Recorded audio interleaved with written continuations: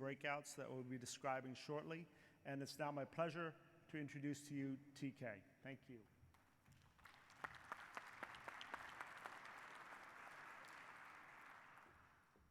All right.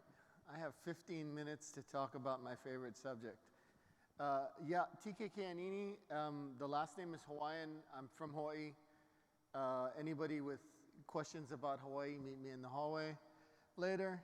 I've been at Cisco since the acquisition for about 2.5 years, and I've been having fun doing exactly this, which is something I'm going to spend 15 minutes talking to you about today. It's called encrypted traffic analytics. Has anybody heard of it? Okay. So, all right, that's a little more exciting than I thought. So,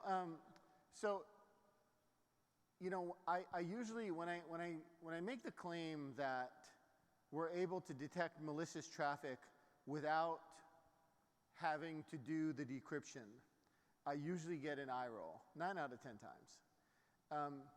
And it's really, you know, it's not like Cisco's invented X-ray goggles or we can see through walls now. It is straight up data science, okay? So I want to like demystify the hype. This talk is about data science, and we'll get to everything in due time here. I want to start with the problem set because it kind of centers what funded this research and how we sort of went to market with this invention. The idea is that slowly but surely, networks are becoming more and more opaque, and this is a good thing. This screenshot, which is a horrible screenshot, but I put it up there anyway, we run our kit on a lot of trade shows, much like this.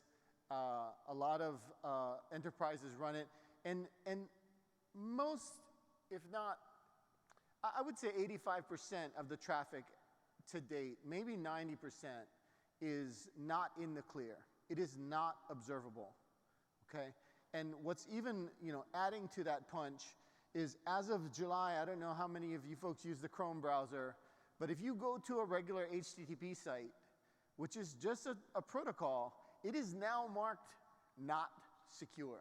That is what comes up in your browser. Okay, and this is the day we've all been waiting for. I mean, it's a good thing. Nobody's eavesdropping on our stuff. Basically, we have the privacy we need. The problem is that the bad guys are using this too, right? So the adversaries, just ask yourself, like, how much does it cost an adversary to be opaque versus in the clear? It costs them nothing. It's usually just laziness that is the reason why you can see their entire session. And so, you know, the annual security report that Cisco puts out, we popped about 400 samples of malware, opened it up, and well over 85% of that traffic going to command and control was actually encrypted. No surprise, right? This should not be a surprise to anyone. So this is basically the reasons we needed to figure out how to go about detecting malicious traffic, but respecting the privacy of individuals when they're actually using encryption the right way. And it really comes down to using AI and machine learning to do inferences. I will make basically one very simple statement, and that is all encrypted sessions begin unencrypted.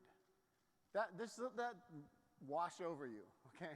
Because in that start of that session, you essentially have a ton of observables that you can feed to machine learning and AI and do a lot of inferences about what you cannot see at a very high degree of accuracy. So let me go back to the beginning. 2016, we published a paper very, very publicly about this particular invention in this paper called Identifying Encrypted Malware Traffic with Contextual Flow Data.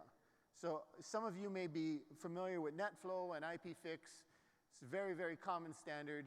We're just going to overload this standard with some new telemetry, run it through some analytics, and get this particular outcome we want. The paper is very interesting, but I can summarize it here. It uses a bunch of supervised learning. We take a bunch of known malware traffic, a bunch of known benign traffic, pick out the observables we think are very deterministic to our predictions, train these classifiers, and again, you can go through this paper. For the academics in the room, not only is this paper available and other papers like it, but there's a package on GitHub called Joy, J-O-Y, that you can pull down. It's all the reference code. Now, in 2016, we published not only the open source to this invention, but the actual papers around this invention. And let me just box that up and kind of hand it to you, because academia is one thing, open source is another thing. Running on production networks at scale and having an active adversary is a whole different game. Okay, so let me just say, here's the academic stuff, knock yourself out, play with the open source, go do your thing. When it comes to productizing this, I have to make sure that the network itself is going to be giving you this telemetry. So the routers and switches is going to give you this extended telemetry. We're going to process it, and we're going to give you two outcomes. One is define threats without having to do the decrypt. So to make inferences about what you can't see in the session. And two, while you have all that rich metadata, just tack it up to the general ledger, because there's this thing called cryptographic compliance. I don't even need machine learning for that, but I do need this extended telemetry to know whether this session's pulling a TLS version 1.1 or TLS version 1.3, or frankly some other protocol that nobody knows about. There are some rootkits out there, by the way, that I don't know whose great idea it was, but they just wanted to do their own thing. And lo and behold, they stick out like a sore thumb, but you got to be looking. But it's kind of crazy, right? Because as an adversary, the last thing you want to do is stick out like a sore thumb. But I guess this programmer wanted to show how brilliant they were. Let me just talk about, usually when I talk about analytics, I do it in a kind of a three-layer cake. I talk about what's unique to the telemetry, the observable telemetry. I talk about a little bit about, and this is where people spend most of their time, is talking about the machine learning and the algorithms. But that's kind of just one of the three characters. The most important one is the outcomes that the analytics will serve and to whom it will serve. Okay? So telemetry, synthesis and analytics, outcomes. And so I'm going to talk a little bit about the telemetry here, because what's unique to encrypted traffic analytics are these two new characters. And one's called the initial data packet.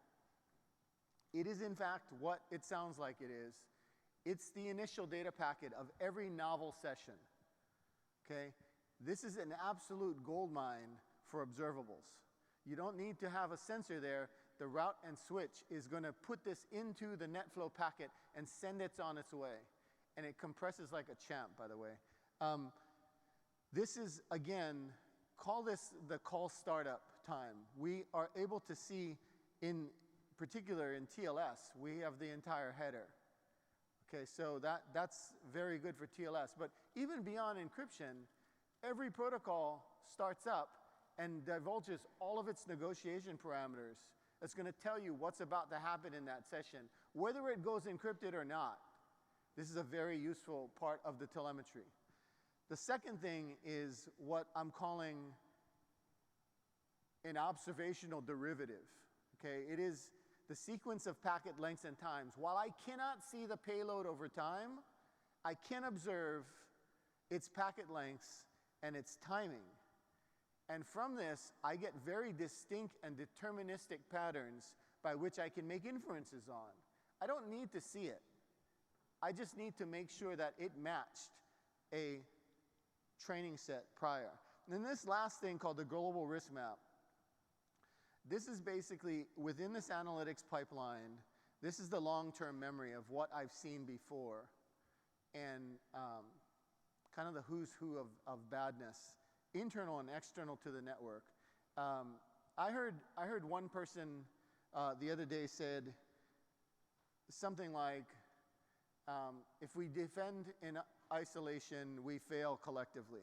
And this is the machines version of that, which is machines, I don't care how much AI you're using, if your scope is that machine or your scope is that network, you're not really leveraging machine learning to its fullest potential. If your scope is the global internet, you have a lot of perspective because you have a denominator, you have the largest denominator to any numerator you can put up in that analytics. So again, initial data packet, SPLT, sequence packet length of time, and this global risk map.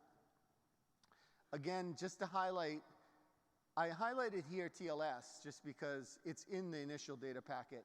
But like I said, most session protocols start up with a very parameter-rich environment that can be used for analytics. Okay, so you remember when I said I put the academic paper and the open source in a box, have at it?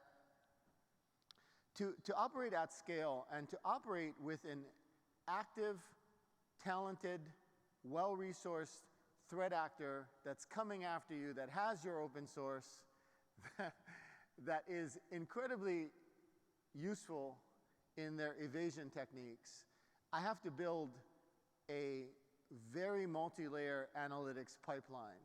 So this is where sort of we go from machine learning to AI. This is the multi-agent AI analytics pipeline by which, left to right, I start off with a lot of data, and on the very right side, I have high fidelity outcomes. And along the way, I have phases. And in these phases, I'm basically doing things like having all these classifiers and multiple techniques compete with each other. And this is incredibly important if you're going to basically stand any ground to an active evasion attack from your adversary. So again, layer one is throwing stuff out. It's doing a lot of the trust modeling, event classification. In the last phase here, where it says relationship modeling, we're essentially just putting together the threat narrative. Dead body here, this is what happened prior, what led up to this particular event. So you have some entailment to this particular assertion that the machine has made. I'm going to leave you with this last thing, which is I mentioned the second outcome to this analytics is just the mere fact of visibility. How much of my business is in the clear versus encrypted? This is a very important question to answer on even a 5-minute basis these days. It shouldn't take you a year to figure out. Okay, the network itself should be telling you all of this information. And so, quick general ledger flow table from StealthWatch. You see some columns here. You see the version of TLS. This is just the metadata being just rendered to screen. There's really no heavy computation here. You probably could use this metadata in some of your big data analytics. So I'm going to leave you with that. If you want to explore more, www.cisco.com/go/ETA. Thank you so much for your time.